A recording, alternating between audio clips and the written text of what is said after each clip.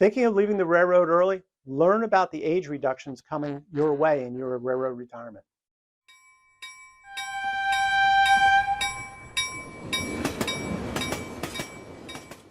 Welcome everyone to another edition of the Highball Advisors Railroad Retirement Whiteboard.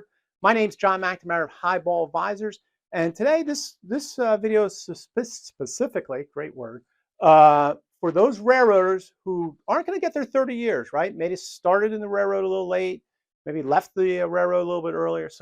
But you could start collecting your railroad retirement at 62 if you're retired, right? But at 62, we're going to have these age reductions, and how much is that going to affect what your ultimate payout would be? So I thought I'd walk through this here. So let's just step back. Railroad retirement, Tier 1 and Tier 2, right? Tier 1, top 35 years of Social Security and railroad retirement. Top Tier 2, your railroad service years. That makes up your whole railroad retirement. Moves with inflation, which is nice.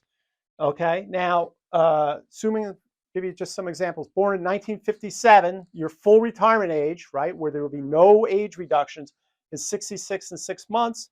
But if you leave at 62, you'll have a 27.5% reduction.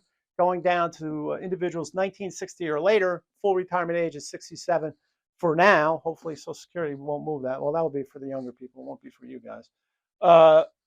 Reduction at 62 will be 30%. All right. So what does that all mean? I thought what I do is just kind of give you an example here. So at 67, 30%, okay, 25% at 63, a 20% reduction in your annuity at 13.3, and then 6.6 in at 66.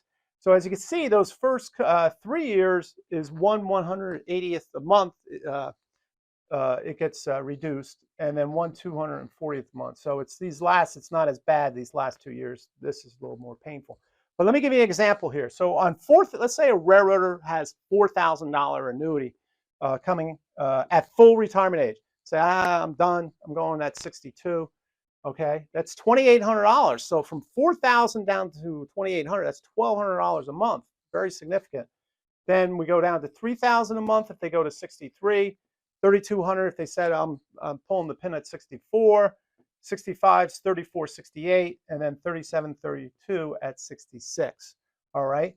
So I thought that was very a good illustration of exactly how much is in play here. Now, to further value that, I said let's figure out what is $1,200 a month worth, right? So what's the replacement cost of $1,200?